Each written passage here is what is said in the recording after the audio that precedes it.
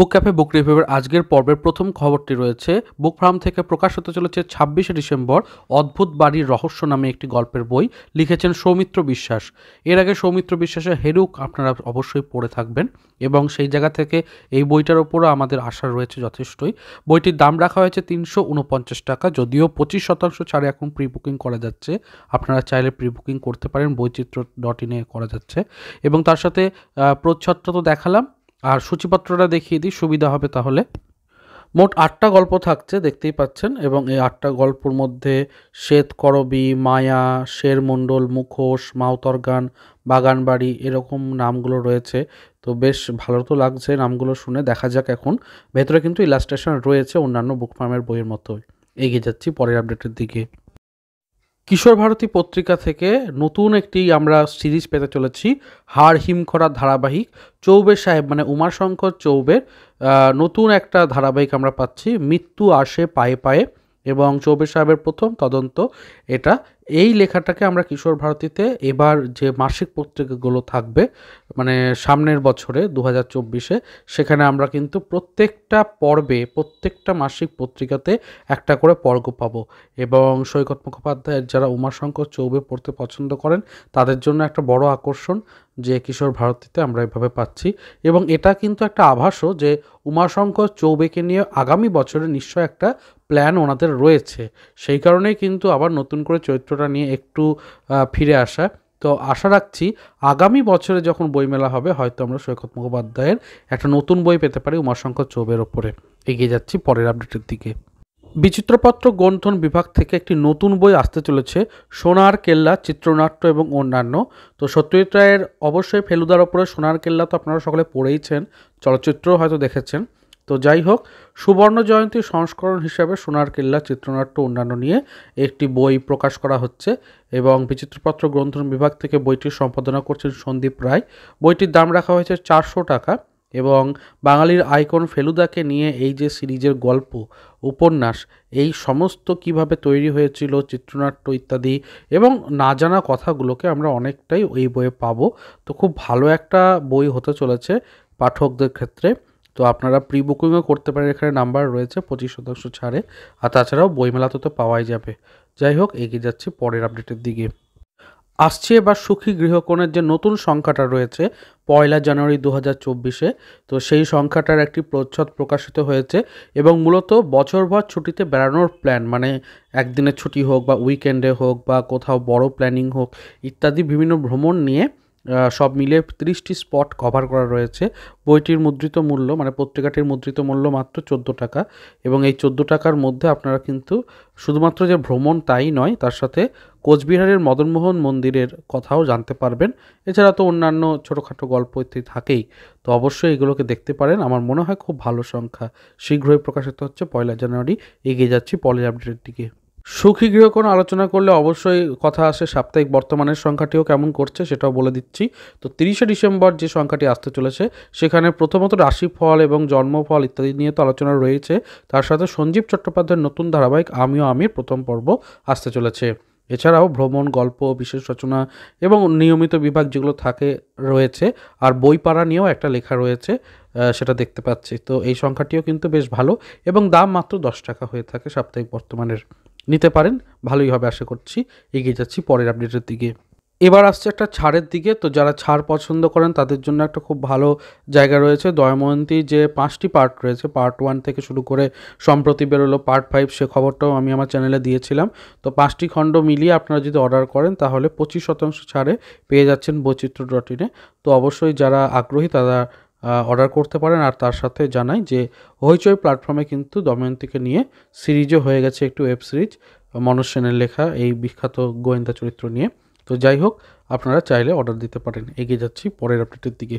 গপ্পমিরের থেকে আসতে চলেছে ২৩শে ডিসেম্বর এপিসোড ৫০-এ শরদিন্দু বন্দ্যোপাধ্যায়ের চিড়িয়াখানা, ব্যোমকেশের গল্প। এবং অবশ্যই এটা একটা খুশির খবর তো বটেই, আর তার সাথে বছরের শেষে এরকম একটা বড় প্রাপ্তি, এটা কিন্তু বলাই বাহুল্য, খুবই ভালো লেগেছে। আপনারা অবশ্যই ২৩শে ডিসেম্বর রাত্রি ৯টা থেকে প্রিমিয়ার হতে দেখতে পাবেন গল্পমিরের থেকে। অবশ্যই শুনতে পারেন। এগিয়ে যাচ্ছি পরের আপডেটের দিকে। গপ্প মেরে ঠেকই নয় শুধুমাত্র, তার সাথে সানডে সাসপেন্স থেকেও বড় চমক আসছে। লিউ ওয়ালেসের বেন হুর আসতে চলেছে এই রবিবারে, তো সেটাও একটা বড় ব্যাপার। পর্বটি মানে দুটো খণ্ডে হবে, একটা হচ্ছে এই রবিবারে এবং আগামী রবিবারে বাকি অংশটা শোনানো হবে। তো দুটো রবিবারে কমপ্লিট করা হবে গোটা যে ওই মহাকাব্যিক যে আখ্যান রয়েছে। তো অবশ্যই শুনবেন, আশা রাখছি ভালো লাগবে। এবং এর সাথে চলচ্চিত্রটাকেও দেখে নেবেন, ইউটিউবে অ্যাভেলেবেল রয়েছে। এগিয়ে যাচ্ছি পরের আপডেটের দিকে। যারা গোয়েন্দা গল্প বা রহস্য গল্প পড়তে পছন্দ করেন তাদের জন্য খুব বড় সুখবর। আসতে চলেছে দ্য ক্যাফে টেবিলের তরফ থেকে শেখর বসুর কলমে রহস্য গল্প। তো অবশ্যই আপনারা দেখতে পারেন। মুদ্রিত মূল্য 275 টাকা রাখা হচ্ছে। এগিয়ে যাচ্ছি পরের আপডেটের দিকে। দীপু কাকু ঝিনুক সিরিজের গল্পগুলোকে ফিরিয়ে নিয়ে আসা হচ্ছে। আউট অফ স্টক থাকা গল্পগুলোকে আবার ফিরিয়ে আনা হচ্ছে। ডায়েরির সংকেত, হেঁয়ালির অন্ধকারে, অদৃশ্য নজরদার কিংবা রহস্যময় উপত্যকা, এই চারটেকেই নতুন প্রিন্ট করা হয়েছে।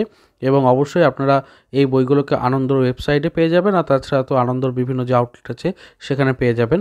দীপু কাকু ঝিনুক সিরিজের কোনো ডিটেল মানে একদম গোটা সমগ্র নেই, এইভাবেই ছোটো ছোটো বই রয়েছে, সেগুলোতেই পড়তে হবে আপনাকে। আপাতত তো কিছু করার নেই। তো আনন্দ থেকে বইগুলোর দাম প্রত্যেকটাই রাখা হয়েছে 225 টাকা করে। যেহেতু রিপ্রিন্ট হয়ে এসেছে এবং অ্যাভেলেবেল হলো, সেই খবরটাও দিয়ে দিলাম এই পর্বে। এগিয়ে যাচ্ছি পরের আপডেটের দিকে। এবছর মানে 2023-এ সাহিত্য একাডেমি পুরস্কারে ভূষিত হয়েছেন স্বপ্নময় চক্রবর্তী, সে খবর আমি আগেই বলেছিলাম। এটা রয়েছে অথেন্টিক একদম কপি পেজটা, যেখানে কিন্তু সমস্ত ভাষাতে মোট কতজন পেয়েছেন পুরস্কারটি এবং কি কি বইয়ের জন্য সে সম্পর্কিত সমস্তটাই রয়েছে। তো অনেকেই জানতে চান এই বিষয়টা, সেই জন্যই একটা রেয়ার জায়গা থেকে বের করে নিয়ে আসা এই কপিটা। তো 24টি ভাষায় লেখকেরা এই সম্মান পাচ্ছেন। তার মধ্যে 9টি কবিতার বই রয়েছে, 6টি উপন্যাস, 5টি ছোট গল্প সংগ্রহ, 3টি প্রবন্ধ এবং 1টি সাহিত্যমূলক অধ্যয়নের জন্য পুরস্কারটা দেওয়া হয়েছে। এবং এখানে তামিল থেকে শুরু করে বাংলায় এবং সাঁওতাল ভাষা, তেলেগু ইত্যাদির বিষয়টা রয়েছে। পুরস্কার প্রাপকেরা তাম্রফলক পাবেন, একটা শাল পাবেন এবং পুরস্কার মূল্য বাবদ 1 লক্ষ টাকা দেওয়া হবে। আগামী বছরের 12ই মার্চ পুরস্কার প্রাপকদের হাতে পুরস্কার তুলে দেওয়া হবে, সম্মাননা তুলে দেওয়া হবে। তো একটা ডিটেল আলোচনা করে দিলাম এই পেজটাকে ঘিরে। এগিয়ে যাচ্ছি পরের আপডেটের দিকে। পত্রভারতী থেকে আসতে চলেছে নতুন একটি বই, দেবজ্যোতি ভট্টাচার্যের গৌতম বুদ্ধের পথ ধরে। মূলত নন ফিকশন ধর্মী গল্পের বই এটা, কারণ এর আগে আরও একটা গৌতম বুদ্ধের ওপর আমরা লেখা পেয়েছি, হিমাদ্রি কিশোর দাশগুপ্তের শেষ চিহ্ন, সেটাও কিন্তু পত্রভারতী থেকে এসেছে এবছর। তো এই বইটিরও প্রকাশ ঘটতে চলেছে আসন্ন বইমেলাতে। আমি একটা ভিডিও করব যেখানে পত্রভারতী থেকে মোট নতুন বই কী কী বের হলো তার সমস্তটা থাকবে, তখন কিন্তু আরও সুবিধা হবে। অবশ্যই চ্যানেলের সাথে জুড়ে সাবস্ক্রাইব করে রাখুন, সমস্ত ভিডিও কিন্তু আমি একে একে আপলোড করব। এগিয়ে যাচ্ছি পরের আপডেটের দিকে। প্রকাশিত হলো আত্মলেপ সংখ্যার প্রচ্ছদ।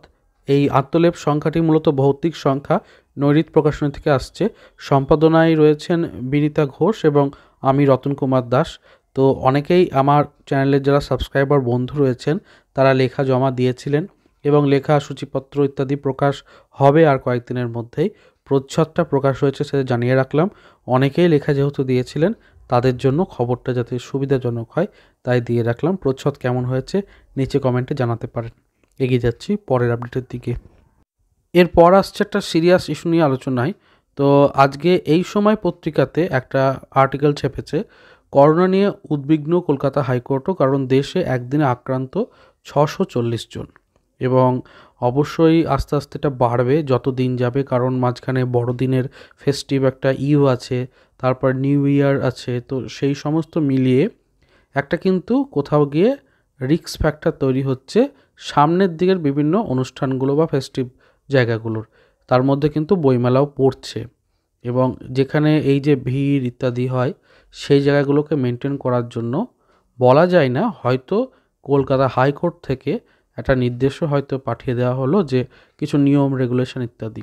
তো সেইগুলোকে অবশ্যই একটু মেন্টালি ভেবে দেখবেন, প্রিপেয়ার থাকবেন, কারণ এইগুলো অবশ্যই কারোর হাতে থাকে না, যে কোনো মুহূর্তে যে কোনো অবস্থার সিচুয়েশন তৈরি হতে পারে।